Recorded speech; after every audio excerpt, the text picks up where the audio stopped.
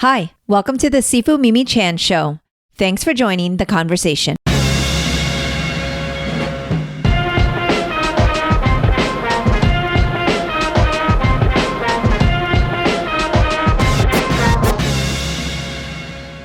LeUyen and LeUyen Pham join me on the podcast to discuss Lunar New Year love story. This new graphic novel is a heartwarming rom-com about fate, family, and falling in love.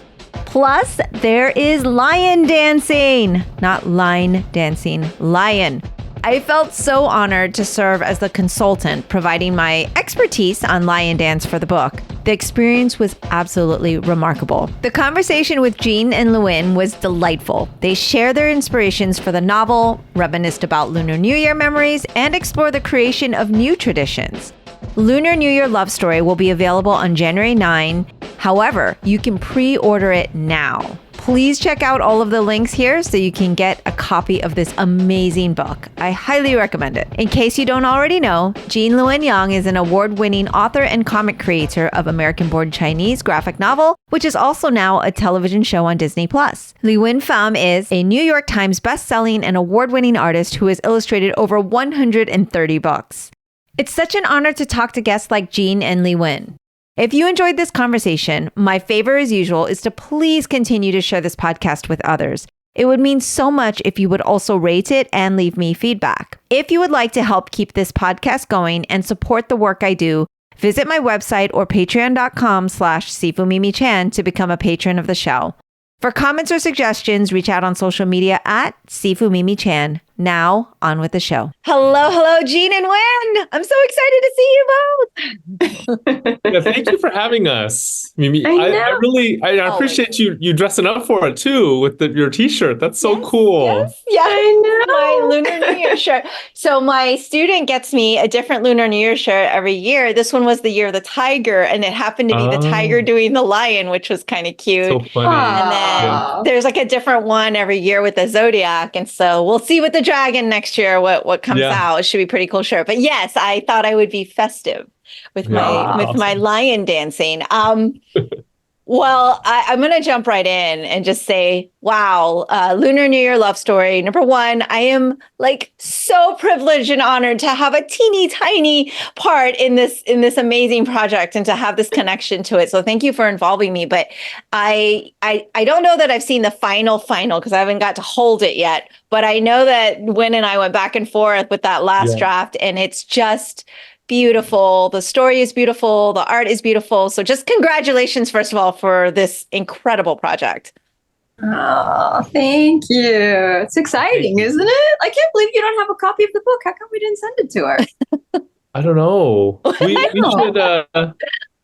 We should ask. We'll ask for a second to send you a copy. Yeah, that would be amazing. We'll ask them to send you a copy. That would be amazing. So I was like, because I've been watching you guys on social, flip through it, and I'm like, I'm so jealous, but I'm so excited. And I've already sent it to all the students who hopefully they'll see their little faces in there to pre-order. So I really am excited to talk to you both about this project because one is I feel like, again, part of the process, which has been incredible, but of course, Lunar New Year is a big part of my life. Just off air, Jean and I were kind of talking about, we're leading up to that time of year again. And I was really curious, not just how this project came about, but kind of your memories growing up. Like it's such a nostalgic story, where we've got young love, I've got lion dancing, which is a part of my daily life, and just like kind of that teenage dynamic, the cultural dynamic between teenagers,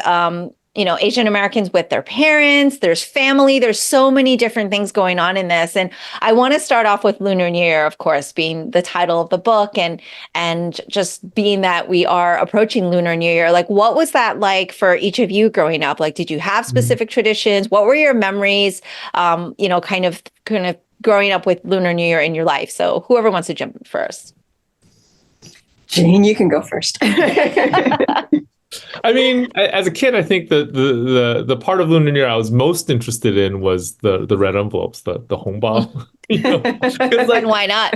My parents were pretty stingy on allowance, So There you the Lunar New Year was like the big haul. That's when you actually Yes. like get most of your cash for the year, you know? 100%. Uh, and 100%. I don't know how it is for Vietnamese people, but Chinese people have a very interesting relationship with money, right? Like there's a lot of symbolism around money, and Yeah. there's like a lot of like emotions attached to money. It's not always a healthy relationship, but it's just like there's a lot there. Yes. Yeah. Beyond the red envelope, there was also food. Like there's just tons of food. It's like food and money. Like how awesome is that tradition? It's all food and money. It is. It is. Was Lunar New Year your favorite holiday, or was it still like Christmas as an I don't know if it American was my grew up? favorite. It was Yeah, definitely up there though. It it was was up definitely up there. there. It was like yeah. And we went to San Francisco a few times for Hmm. Lunar New Year. We did go see the parade. And then you know, when I was really little, I remember firecrackers being really loud. I remember lion dancers. I remember lots of like color and noise, Yeah. good food, and these envelopes of money. That was what it was. Yeah, Yeah. absolutely. And when? How about you? We had it. I mean, for the Vietnamese, it's Tet, right? And it's the biggest Tet, holiday, yes. if not the only holiday, pretty much of the year. And it's not like my parents explained Tet to us at all growing up, which is it's kind of a weird dysfunction. I think being immigrants at that time, like leaving Vietnam, coming here, a lot of the culture wasn't explained; it was just assumed.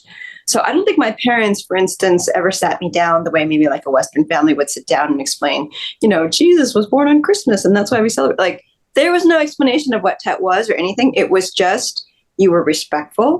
And during that entire month, there was a shrine that was built in our kitchen only, right? Like normally it's just a shrine on the back wall of the house with my grandparents on it and little candles. But for that month, and it was a whole month, there would be a huge space on the dining room table and you put their pictures up there and it would be a ton of food that you weren't allowed to touch, which was a bummer because like we were always hungry and we never got that quality of food. And it would be this gorgeous array of sort of like beautiful tropical fruits and pineapples and things that we just didn't normally get. And we couldn't touch any of it. But you could see like the bowl was meant to be for the ancestors and it was meant to be food to give to the ancestors. But my little brother and I just had no idea that that's what it was for. So we would, you know, go and steal some and pick them off the little stems. And by the end of the month, you would see these little holes in the food of where my little brother and I were picking all the food out. And then, of course, all the incense and for us, it was especially the rice cakes, like the cakes that only came at that time of year. And my mother would cut them up and fry them. And man, we just loved them so much. Like that was my idea of what Tet was. It was about food. It was about talking about ancestors. And then on the year that I turned 12, I got to do the blessings because that was my animal year, my spirit year. And I remember my mother not quite explaining to me what I was supposed to do, but she said, take the incense and go from room to room and you're supposed to bless each room of the house. And it's all these like little memories where, again, I didn't bother asking why or what was the basis of any of this. She just made me do it and I would just do it. Yeah. And it's something I wish like I could pass on to my kids, but because they didn't give me a grounding with it, it's hard to pass it on without just doing the basic research myself and explaining it almost like a Westerner would analyze Eastern holidays. And something about it feels like I'm being a little fake about this because I wasn't explained this as a kid. So there's a lot of weird layers there. I mean, I could see that concern, but I really feel like what you just explained was actually super educational for me because even though I know about Tet and as you know, a Chinese American, we go around with our celebration. We go and bless different places and all of those things. But we go to the Tet festival, but normally we perform and then we have to rush off to another show. And so even just what you just shared about blessing each of the rooms and all of that, I mean, I think also each family has their own tradition. So I feel like you could totally make it your own, you know, and not feel inauthentic. Like that was very traditional what you just shared. And do you, when you smell incense, does it take you back to that memory, to that time? Yeah. Incense and then bowls of rice, uncooked rice with incense on the inside. Like anytime I see anything that looks like that, I'm just right back again, stealing grapes off the table and hoping my parents don't notice. And also, I don't know, did the Chinese do this and Koreans? pussy willows. Like, do you guys put pussy willow sticks up? Because I think that's a Vietnamese thing. Yeah, I don't know if I've seen that. I don't know. That was something. Yeah, that was something I remember. My mother, she would only get large stalks of these beautiful pussy willows and put them in the vases next to the ancestors' pictures. And again, it was something where my little brother and I, we like to pick the pussy willows up because they look like teeny tiny hamsters. And we would call them our little pet hamsters, and allow ourselves 3 before my mother would yell at us. Right, because then it gets a little noticeable. I love this. I love this so much. And so, Jean, like you mentioned food as well. What are some of your favorites, or what are some that I just remember noodles. I remember there were lots of noodles because it was connected with long life. Long life, yes. Like it's a way of wishing each other long life. So there was always noodles. I remember hot pot, which was really fun. It was almost like a game to cook hot pot, to see if you could get you could get your meat just right.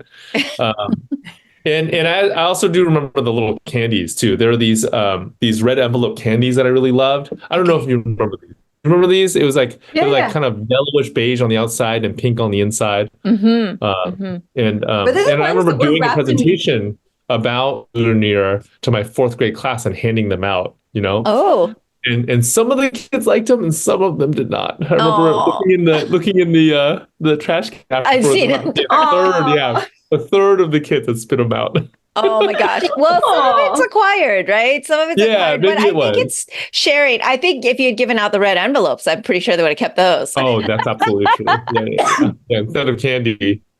Yes, exactly. They're like, we don't want this candy. Let us buy our own. No, I mean, I think that's the fun part about these traditions is that we have our own. And even though like there's kind of the international, Lunar New Year, this is what normally quote unquote happens. I feel like all families kind of adapt their own traditions, whether it's, having different foods, specific foods special to you, or you do adapt kind of the more traditional layers of things. But is there anything you do now, like with your families, now that you all have your own families and everything? Is there anything specific you do for Lunar New Year? Because I actually have a very untraditional, like, even though we're so traditional, we are working. Like you're supposed to be off on Lunar New Year, and it's like our busiest time, right? So usually everyone's like, "Oh, we stay home, we eat all day, it's all this," and I'm like, "Oh gosh!" For like the 3 weeks before to the month after, I've got shows lined up. We're just working nonstop. We're bringing joy to everyone. We're doing all the lion dances. So it's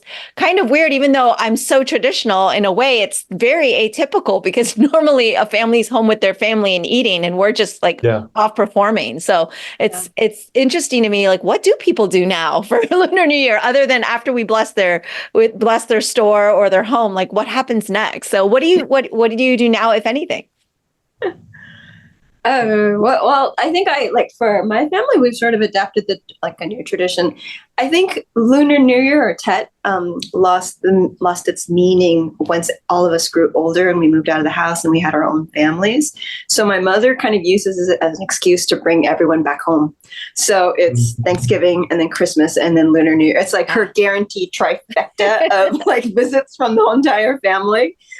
So that's what we do. And she'll cook up a storm and it won't just be food for Ted. It'll be like all of our favorite dishes. And my kids love egg rolls and she makes these very special. Jean, someday I will share them with you. Oh, dude, I can't wait. Very special egg rolls. They're amazing. Yeah. But I think that's it. She's learned what all the grandkids like to eat and she's trying to pass it on in that way.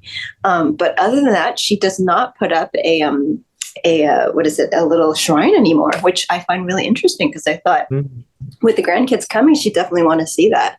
So now I'm thinking of maybe doing it because it's because I remember it so clearly from my own childhood and I kind of want them to have something like that. And they're so Western here because my husband's French, we've got all these French traditions that we pass on, but like that's one Vietnamese tradition I really kind of want to pass on. And I hope I love it.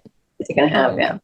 Nice. How about you, Jean? So, I mean, my kids go to Chinese school, so they usually have a festival there and they do all sorts of, the teachers will bring in all sorts of food. Usually we'll have like some kind of a little party with the class. And then I'm married to a Korean American. And with her family, we do this very Korean thing where the kids will actually dress up in traditional Korean clothing, and then they have to bow. They have to do these bows, like these Yes. really like they're kind of choreographed, Yes. and my wife's family has taught our kids how to do this since they were like little toddlers, so they all know how to do this. And then they bow to the grandparents, and then they bow to us, and then after they bow, we give them the red envelopes. Hmm. Although it seems like Koreans are not as strict about that. The envelopes come in different colors. So we give them the Yes. envelopes. And then in exchange for the money, this is something that I didn't have when I was growing up, right? Like we would just get the money and that would be it. But with my wife's family, in exchange for the money, the kids have to sit there and listen to you give them advice. So that all the adults take turns giving them advice. Which Wow. I think is pretty fun. I actually think That it's is fun. I I mean, love it's fun for me. I that. don't know if it's fun for them. It's It fun will for be me. though. They'll look back and they'll say, "Oh, do you remember when so and so gave us this advice?" And I Yeah. think they'll look. Those are one of the things they'll look back on with fondness for sure. I know, like Yeah. you said, depends how long the advice goes on for. Yeah. But they just have to sit there because we just give them money. We can go on for as long as we want. That's right. That's right. Oh my God. I suddenly realized we also do, because along with Lunar New Year, there's the French tradition of the King's Cake, which is like in the second week of January. So we kind of do a combined thing where the kids get their red envelopes and then they go under the table. I don't know if you guys know the tradition of the King's Cake and how it works. So it's a big almond paste cake. So it's a lovely like prep pastry with almond paste on the inside. And there is supposed to be a bean, or it's called a fève. It's like a little symbolic porcelain something that's in the cake. And if you get that piece in as yours, you're the king for the day or the queen for the day. So there's two crowns, and then you get to sort of bestow blessings on everybody after that.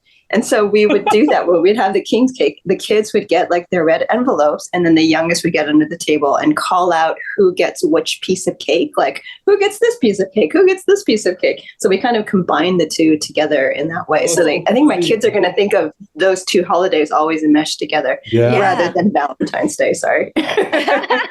That's okay. I love hearing about all of this tradition and us, how you create your own and you make it your own. And especially as we are in the melting pot of so many different cultures and seeing that intersectionality, I think it's fantastic. I always wondered about the King's Cake. Like, has anyone ever, because you eat it, right? Or do you, because I was always, does somebody choke on this thing that's in there? What happens? I always get worried. And I think the Mardi Gras has something similar too, where there's something hidden. And I'm always like, I don't know about hiding foreign objects in edible items, because I kind of get excited when I eat, and I was like, oh, I'd probably be the one to choke on it or something. No, they're big pieces, but they're all right. So now, talking about Lunar New Year love story, like talk to me how this collaboration began, and of course, like where did the idea come from? Because clearly, we all have this fondness for Lunar New Year. You both have your own memories and your own traditions, and you've adapted it into this amazing book. And I'd love to hear kind of how that got started, and because I've got people at my school that are pretty excited because they're like, it's our story. We were lion dancers and we are now married, So I have people who are very excited about this, and that it's being told in this really, really fun way. Well, Win and I have been friends for a very long time, so we wanted to work with each other for a long time. I've been a fan of Win's for a long time. I think she's one of the greatest children's book illustrators working in the industry today. I mean, I think you can make an argument that she's the greatest, but we can do that at a different time. Yeah. If you look at skill and innovation and speed, we can talk about this later. But I think you can make an argument that she's the greatest. Well, so I've been wanting to work with her for a long time. We've just talked on and off. And then in terms of this specific story, it actually finds its root in my relationship with my wife. So when Teresa, my wife, and I were dating, this is a long time ago. This is over 2 decades ago. She was not into Valentine's Day at all. She thought it was like this corporate scam. She thought it was just a way for big companies to sell you like candy, and like cards and stuff. But I really wanted to celebrate Valentine's Day with her because I was really into her, And my workaround was I would celebrate Lunar New Year with her because those two holidays, even though they're on Always two different, close by, yeah. almost always near each other, and sometimes they're even on the same day. Every I don't know, like 10 or 15 years or something, they end up on the same day. So I would take her out for Lunar New Year dinner. I would like buy her Lunar New Year presents. I would give her Lunar New Year cards that I would draw with like the dragons shaped like hearts, and that was my workaround. So in my head, ever since I started dating her, those two holidays were kind of together. They were interwoven in a little way, I guess, like how King's Cake and Lunar New Year are interwoven with Wynn's family. Aww. There's a good, good wraparound there. I like that. Yeah. You like that? It's like he's an expert storyteller or something. Yeah, I know, right? Like he's a professional. Genius. Wow. Yeah, basically.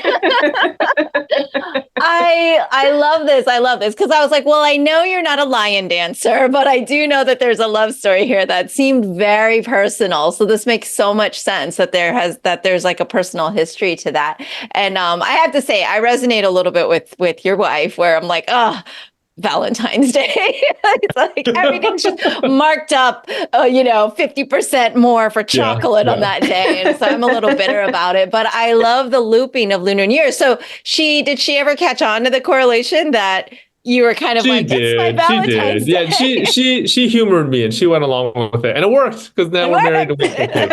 Yes. It worked. Success. Okay, so fast forward to now, you're creating this story and you have this background, and how did the actual lion dance portion come in? Because of course that's what I'm super hyper excited about, that there's so much representation for the lion dance work ethic and just the lion dance in general. Like, I love that you did it like you looped it all together around different traditions. And like I said earlier, it's not just the lion, but there's like family and friendship dynamics and parents and kids dynamics. But how did the lion dance part come into play? Yeah, I don't even know, Jean. I think it pushed its way in at some point. It took me a long time to break that story. I looked at I have a little folder marked Lunar New Year Love Story, and I looked at all the different drafts. I don't know. I have like maybe 12 or 15 drafts of just the outline, trying to figure out the story. And in the very first one, it actually had no lion dancing in it at all. It was two young people. Their names are not the same as their names in the final book. One was haunted by Saint Valentine's ghost, which stayed in the story, and the other was actually haunted by, I think they were haunted by all the animals that did not make it into the Eastern Zodiac. The Zodiac. Oh, it just and Wow. it didn't. It was like really different. It was really different, and then slowly, I think there was a version where Val was a matchmaker. That was her thing, was that she could matchmake for other people, but then it would just never work out for her. None of that stuff worked until I think lion dancing got in there. I mean, it's so obvious because lion dancing is such a big part of Lunar New Year. I don't know why it took me so long to go in that direction. It could have been because I knew nothing about line dancing, and I needed to talk to an expert. Wow. I didn't know any of that. God, when this story came to me, it came pretty fully formed. And it was like, I had no idea you had all those other alternative versions of it. I would have loved to have seen that too. They were just terrible. They were terrible. They were really terrible versions. Yeah. That's part. Is that generally part of your process, though, Jean? Like you draft, and then kind of what you start with isn't necessarily what you end up with. I feel like when I was younger, I could, I would have stories that would just kind of come out like maybe 80% of the way there. Oh wow, but that doesn't happen to me anymore. It's like every single time I feel like it's like a boxing match. Ooh. Like I'm trying to fight somebody to get the story to be right. Yeah. And so when you got, you said it was pretty fully formed. What were your thoughts on the project? Well, like Jean said, I think we had always wanted to work together. And I honestly thought it was not going to come as a graphic novel. I thought it was going to come as a picture book that I would eventually get to write a picture book. Yeah. And I'm like, hey, wouldn't that be cool if I got Jean to write a picture book and I illustrated it? Especially because as much as I feel great about this graphic novel, like prior to this graphic novel, I had only worked with Shannon Hale ever for her memoir series on the Friends series. And that one felt like I was really cutting my teeth on how to make a graphic novel. I did 2 graphic novels with my husband prior to that, and I let Alex do all the heavy lifting, so I didn't have to worry about any of it. It was just kind of cruising on his back. So this to me felt like the first time I ever got to really like showcase what I'd learned what I'd learned about making graphic novels over the years.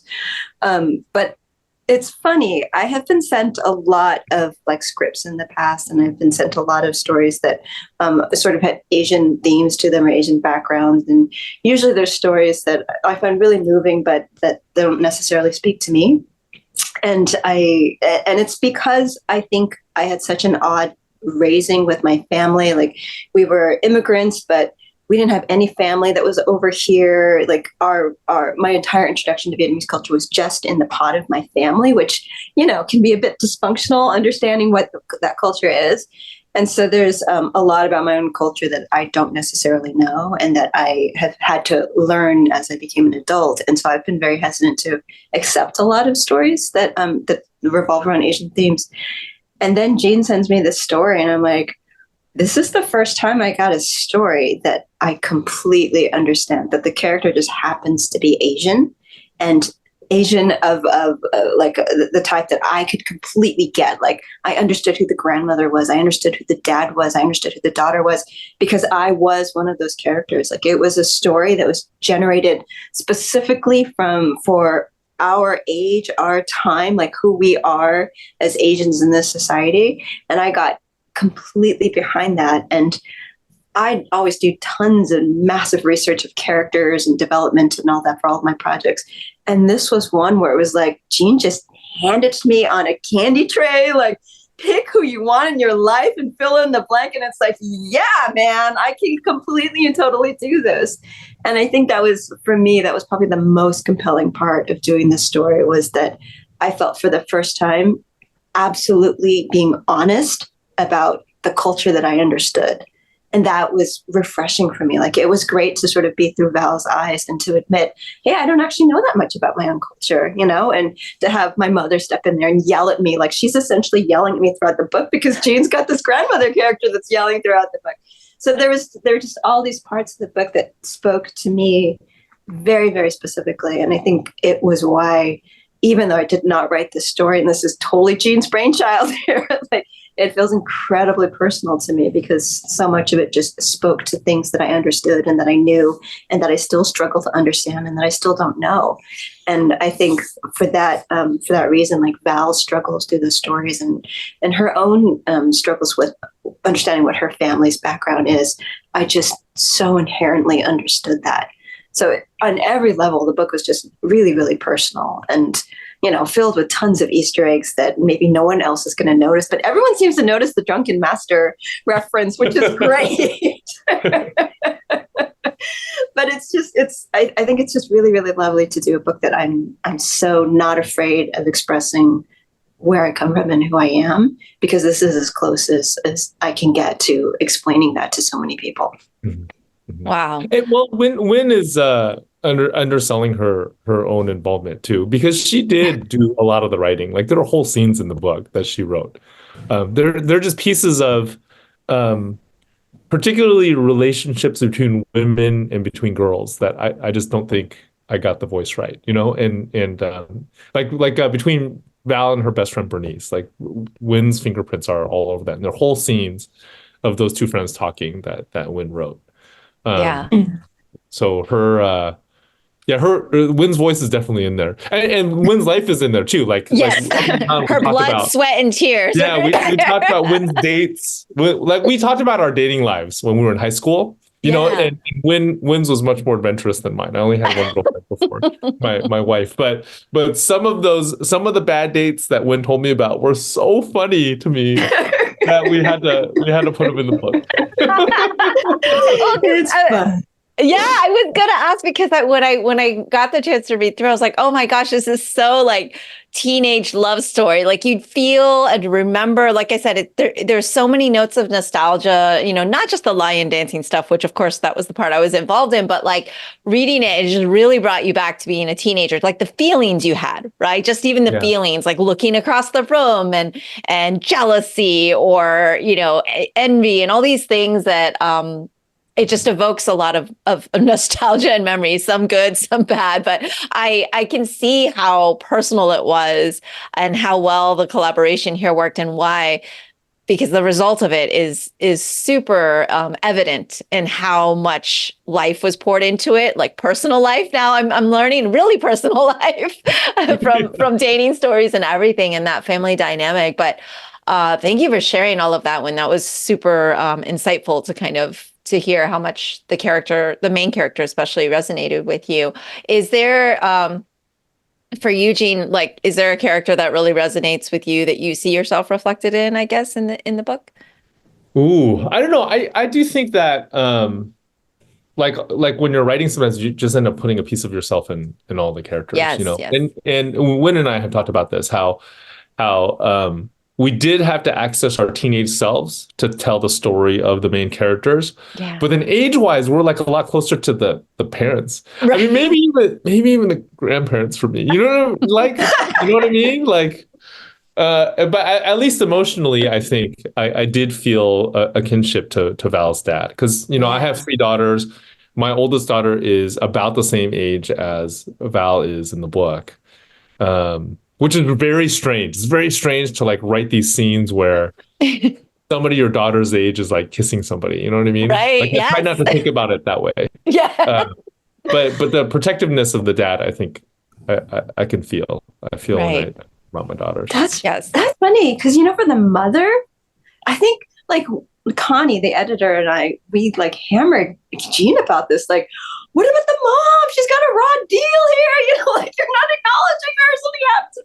And I think we insisted all the way until I think practically the book was finished, and we're like, Gene, you got to come up with something at the end to give the mother like a finish to her story, because it's not, and I just sympathize with the mother. Like, man, that must suck to be pregnant when you're so young, and then you got to like give it up, and then your husband won't let you have your kid. And all I could see was from the mother's perspective. And there's a scene in the book where they meet for the first time, and it was like, for me, it was all about the emotion of the moment. Like, can you imagine if you saw your daughter after all that time, and how overwhelming it could be? And it's like Vietnamese were all about tragedy and stories and love stories. And that's where it's like, I'm going to invoke all Vietnamese tragedy in this one particular scene.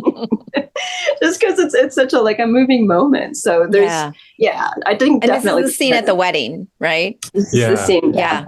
Yeah, it turned out great. I felt that.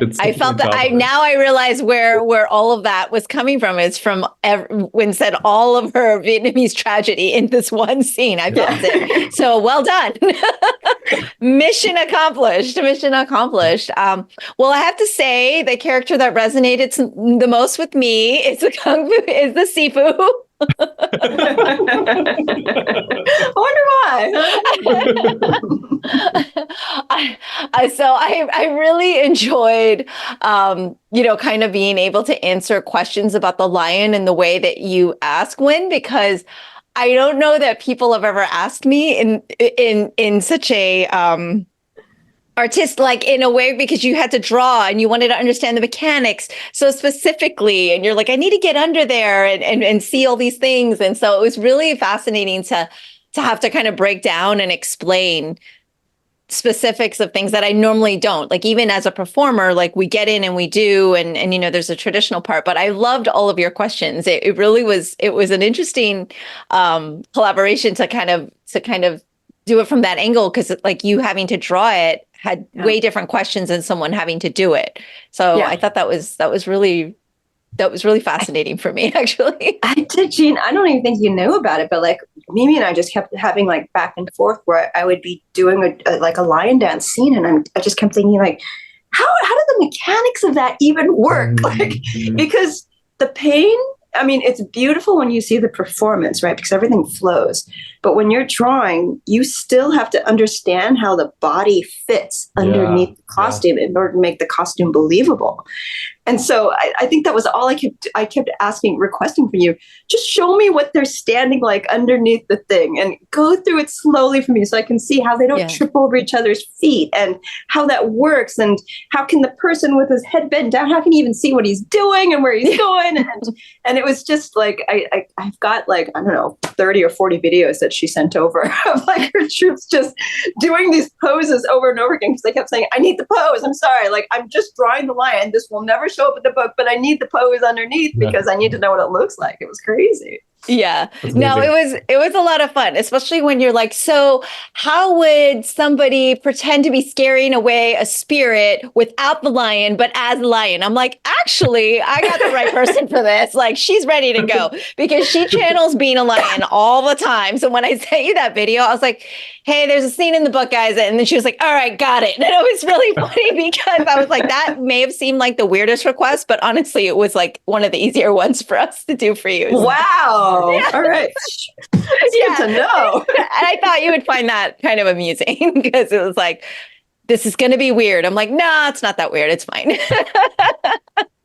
You were very like, I just loved how everything I sent over to you, you had no problem sending something back. I'm like, this is like getting a personalized encyclopedia about the lion dancing, like without having to do all the research online for it, like you got just go straight to the source. It's pretty cool. So, oh no, thank you. It's all great timing, and the fact that I had stalked Jean down to be on my podcast a couple years ago now, and then we got to develop this lovely rapport, and been able to work on other small things with him too, where he's like, oh, when you hold a weapon, for example, how would you hold it for this character? And then so the fact that this came up, because he's like, do you do lion dancing? I'm like, oh.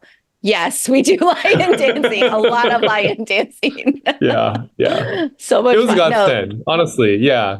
You and your whole temple and your whole team were just such a godsend. I know.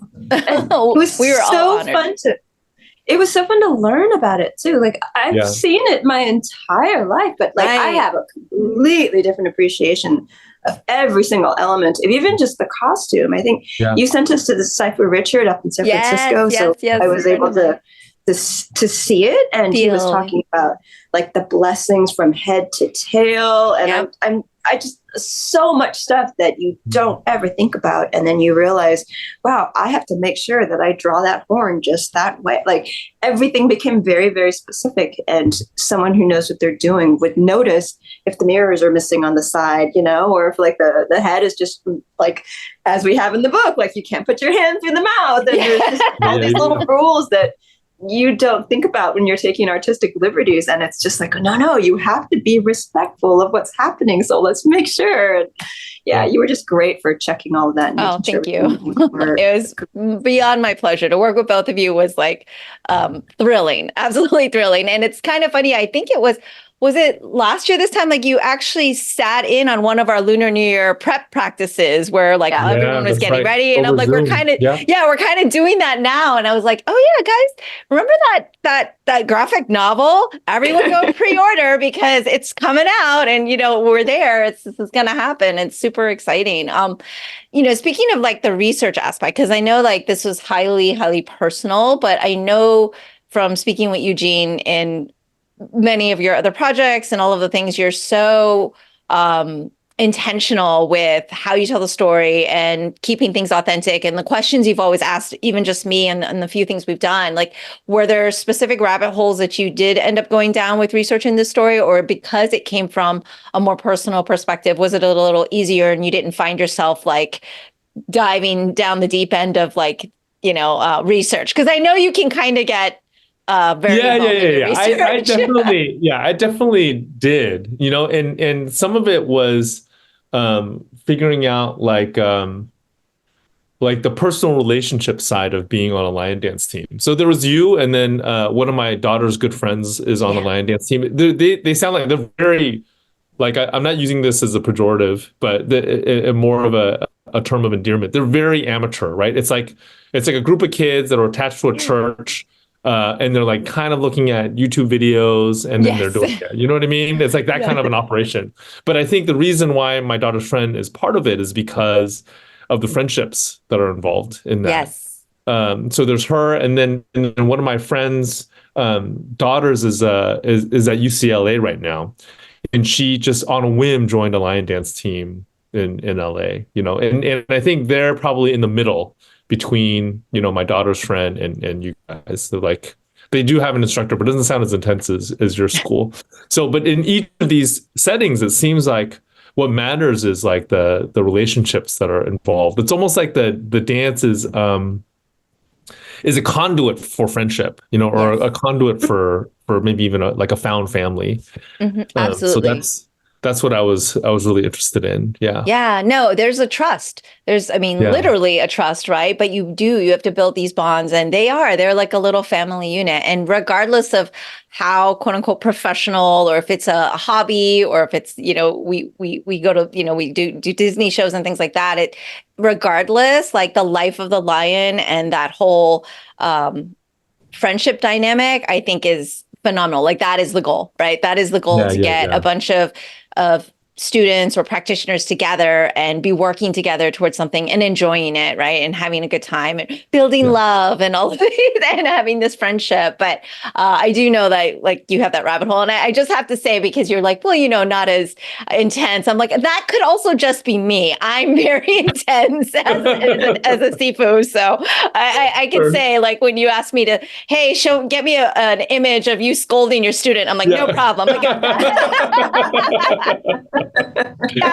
That was pretty easy to get a capture of. I'm like, oh yeah, let me just get my security cam so you can see. It's like a daily basis thing. But and like when one of the things about the book that I didn't recognize till way later, like till recently, because it was always black and white sketches coming through and just like seeing all the fun notes between you and like seeing the kind of like a storyboard. But the color, I mean, once I started to see the color, and then when you and I had a couple discussions towards the end and you talked about how important that was on the page, and you went down the feng shui rabbit hole, and then how there's different theories and different things and research. Can you talk to me about that rabbit hole you went down, or any other one you want? But I feel like you got pretty involved in looking at how you are going to play on the pages with color. And it is so gorgeous. And once people can see it, like so intentional with the choices that you made and why. And I think it's just so beautiful. Oh, thank you so much for that. You know what's really funny is color is the thing that I'm the weakest at, I will admit, when I do books. Come on. Come on. No, I really, really struggle with color. I don't struggle with painting. Painting is no problem, but color I struggle with, like getting it right and getting palettes right and stuff. And so in a weird way, finding the philosophy behind the art of the color in this book made the color part so much easier for me. And because of that, I don't have enough distance from it to look at to say, like, I think the color is great. Like, I can't tell. I just know what my intent was for it and whether or not it worked for the story. So for all of that, I know, like, Jean and I, we had all these discussions about, we talked about bagua. Remember the bars for the longest afternoon, because I was trying to find ways to integrate Eastern philosophy into Uncle Yun Sing's, the character who's the artist in the book. He's making all these metal works. I wanted to base them all on East meets West philosophies. I don't even think I showed you this, Jean, but I made like 3 pages of artwork that Uncle Yun Sang made out of metal. Oh, dude. Yeah, and because I had to design all the stuff that was just going to lie in the background, and I couldn't just make stupid looking stuff. Like it would have been fake. So I spent all this time designing it. And then my brother-in-law is a Japanese guy who does metal work for himself, just for himself. And he's got a garage where he like puts all this metal work together. So I got to go and visit him, and I took all these pictures, and I was having all these discussions, the same discussions I had with you about like the bagua, about feng shui, about the wheel, about yin yang. And I just took a ton of pictures of him in his whole studio space, and I used some of his art. But if you look, like someday I will show you, if you look, you can see all the statues have all these like Eastern philosophies behind it. And there is, and so for when it came down to creating color for the book, I went to the Feng Shui wheel because if you look, each of the colors on the Feng Shui wheel, they have a different meaning. Like there's chapter 2 are the colors brown and green are the predominant colors. Those are not colors that I would naturally go to in coloring a graphic novel, right? Like they're sort of dull, sort of forest-like colors, and they're not much for popping off the page. But those were the colors that represented family and descendants. And it was perfect for the chapter because it's where she sees her grandmother, and her grandmother explains to her that her whole family's been whatever. And so each of the chapters just found significance in some color on the Feng Shui wheel. And it was, for me, just the easiest way to solve the color issue and use those Eastern philosophies as much as possible into them.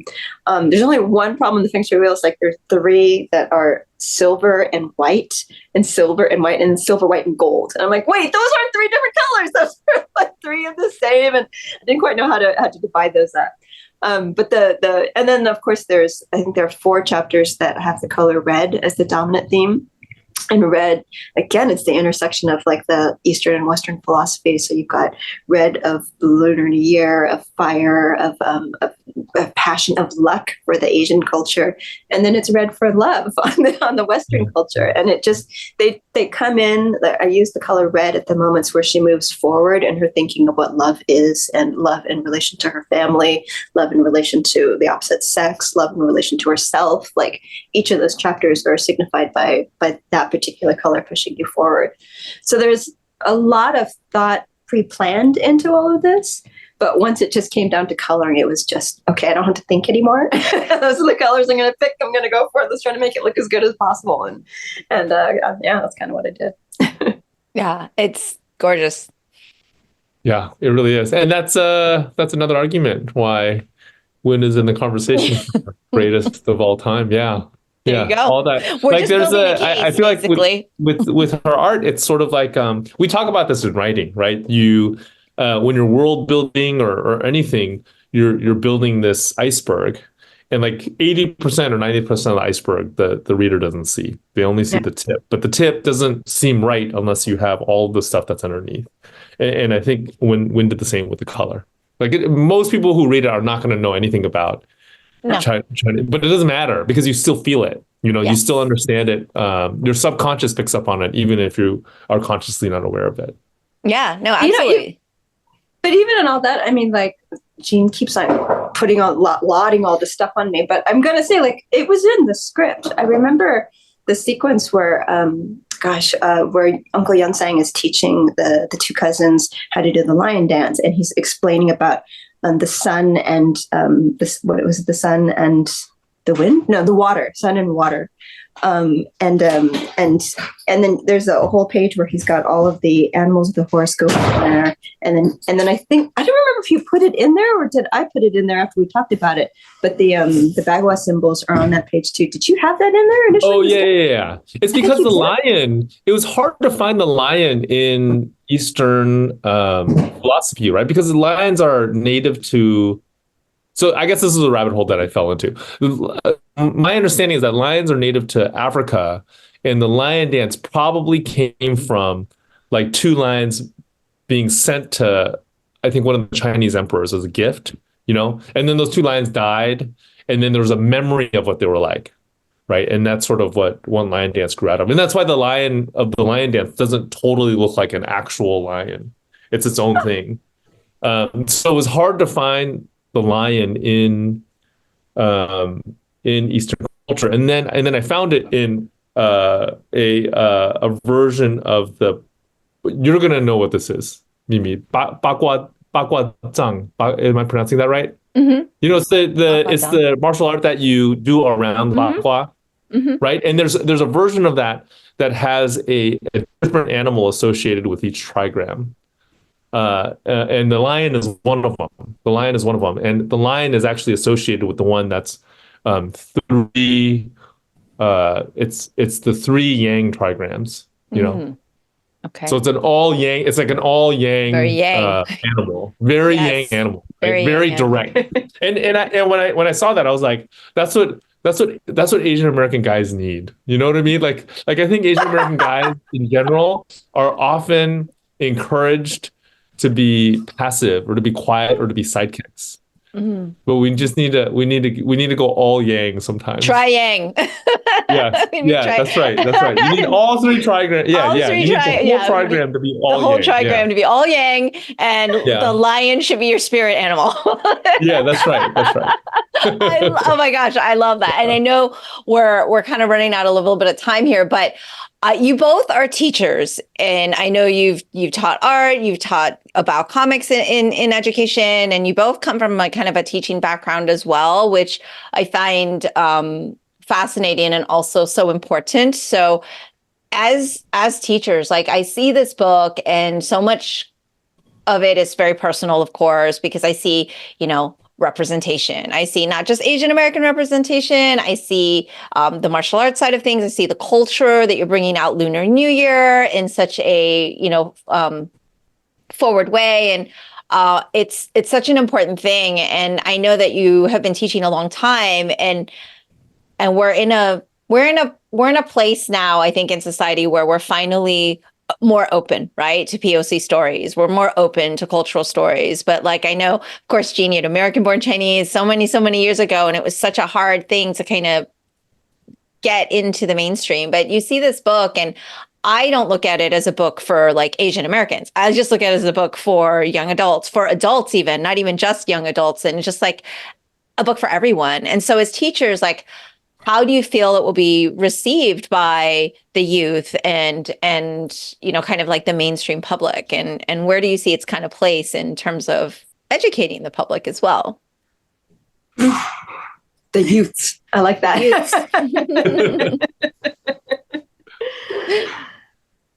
Jean, you tackle that first. I got to think about that for a second. Yeah. I mean, I would say with all of the projects I've worked on, my hope is the most basic hope is that it is interesting enough to carry the reader from the first page to the last. Right. That's like the foundational goal. Like, if you can get that, you've as a storyteller, you've won in some way.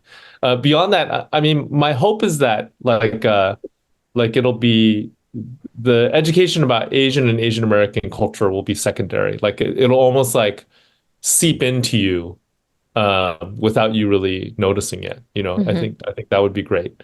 And I also I also hope that I think nowadays there is a lot of fear, especially when it comes to love and romance. My wife and I teach Sunday school at our church, so we hang out with like these 8th graders a lot, and there's a certain nervousness that is just part of being an 8th grader that has always been there, has been there in the 80s when I was an 8th grader, and is still there today. But I do think there's an extra added layer of fear now that maybe wasn't there when we were young. Maybe some of that comes from social media and from technology and the ways in which technology has changed human relationships, and my hope is that like one of the messages that I hope the book gets across is that there's lots of risk when it comes to love, but love is still worth the risk. It's still worth the risk. Oh, I love that. So romantic. I know. I learned from this is not just an amazing storyteller and writer, but such a romantic. Yeah. I love it. I want someone to tell my wife. Can someone tell my wife? From the Lunar New Year, Valentine's Day gestures to, yes. Oh my gosh. Love that. Oh, wow. Yeah. I don't know how to follow that. Oh, and you're... I'm not sure that I had any intentions in this story. Like, I didn't necessarily see it as a teaching opportunity, although I think it becomes that when you sort of offer up a slice of how you perceive life to be, and your sort of interpretation of what love means, and what it means to be a teenager, and what it means to be a parent of a teenager, and what it means to be a grandparent of a teenager of a certain era, of a certain background. Like, the fact that they're Asian, I think we mentioned earlier, is incidental. And it adds a lot of depth to what's a simple love story, right? Because it infuses meaning in the smallest of things. And you see the grandmother and she's got a jade bracelet, and it's not going to mean anything to anyone, but a Vietnamese person is going to know, oh my God, she came from Vietnam at this time, because every Vietnamese woman wears a jade bracelet. There's just, everything is infused with stuff. And whether it was meant to be a teaching opportunity, I think it's lovely that it can become a teaching opportunity, but it is absolutely secondary to, I think, what the story is meant to be. Like, I think I loved designing so many Asian characters, because I can't stand how often you see the same Asian character drawn over and over and over again to represent an Asian character.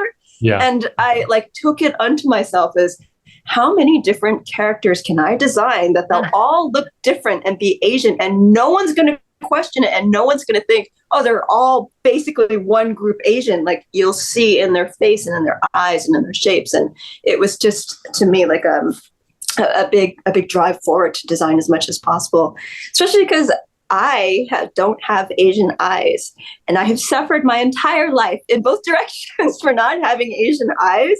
And so I have been like an acute observer of eye shapes my entire life because of that. And I love that I had a place to put all of that finally, to come up with a wide diversity of eye shapes, just so we can all say, all Asians do not look the same. Let's get that absolutely clear. So there's just elements throughout the books that, for me, I don't know, I find so personal that I don't think until the end of this tour I'm going to understand what all these reviews mean when people tell us they really love the book. I don't think I get it yet, and I won't get it until I hear what other people have to say about it, and how our experience is actually affecting how people read the story and what it is they're taking away from it. And I'm most curious to know, like, what a non-Asian person would do. Like, my son's friends all got to read this book, and he's only got a couple Asian friends, and their reaction to it was the same as to any sort of novel they'd read. And there was no, it's an Asian story. Like, there's not that moniker associated with it, which I love. I love that it's just simply a love story, and that our generation is calling it an Asian love story with pride, right? But their generation just sees it as a love story, a good love story. And that to me is like, it's a story that I think couldn't have been told 20 years ago without the forced lesson of, this is about Asian people. No, it's just a story, and it happens to be about Asian people. And yeah, it's a product of this particular time that a story like this could be told, I think. So, and then I would do it with you. Well, amazing. Congratulations on Lunar New Year Love Story. And again, thank you both for involving me in the collaboration in even the slightest way. And I was so proud to be a part of this project. Like, wait, it has to be said, does everybody realize that the Sifu in the book is Sifu Mimi? Like, we all know that, right? Sifu Mimi is the Sifu in the book. And it's because she was the consultant. She was the source of lion dance knowledge for us. Yeah, all the way through. Oh, thank you. Yeah, it was great. Yeah, thank you for saying yes. Thank you for saying yes. Oh my gosh. Thank you for asking. Oh my goodness. Yeah. When you said, oh, do you mind if I kind of base the Sifu off of you? I was like, no, not at all. It would be an honor. Oh my gosh. To be in one of Jean's books. Are you kidding? But I will say, my students, whether they think it's me or not, when they get to the page where the Sifu's reprimanding the students, they're going to go, oh yeah, that's Sifu Mimi. You got that one down. You got that one down. No, it was such an honor. And like you've both shared, it is a story about family and love and falling in love and just kind of reliving those moments in your teenage years, and all of it wrapped up with fun Lunar New Year traditions. And I am so excited to share it with the world. And it's such a privilege to be a part of. But congratulations on this amazing story and beautiful book. And I can't wait for everybody to read it. So everyone, it comes out on January 9, correct? Yes. So everyone can pre-order that. You can pre-order the book so you can have it in your hands and be ready to go. I know there is a massive book tour, which I'm going to somehow get you guys to come to Orlando so we can be something at the temple. But yeah, I would love to come to Orlando. I'd love to come to Orlando to see your team perform in person and to visit. We will do a Wouldn't it be show awesome? just for you all. Like we will do a special lion dance show for you. I tell you, if you come to the temple. So we are going to make something happen. But please check out the website. You can see their social media. I'll link everything here, and you can kind of go and follow them on their book tour as well. So you can hear all of these stories live and maybe get some of those dating stories out of them that we didn't have time for. But next episode, I'm going to say, okay, I didn't want to embarrass anybody, but but it's so much fun, and getting to know you both even better through this process has been such an honor. So thank you so much. Thanks for being on the podcast, and everybody go out and get Lunar New Year Love Story. Thank you. Thank you. Thank you, Mimi. Yay. That's all for today's episode. Thanks for listening to the Sifu Mimi Chan Show. Please subscribe and rate my podcast on your platform of choice and leave a review. You can become a patron of the show at patreon.com/SifuMimiChan to help keep this podcast going. Follow me and interact on social media at Sifu Mimi Chan on Instagram or Facebook.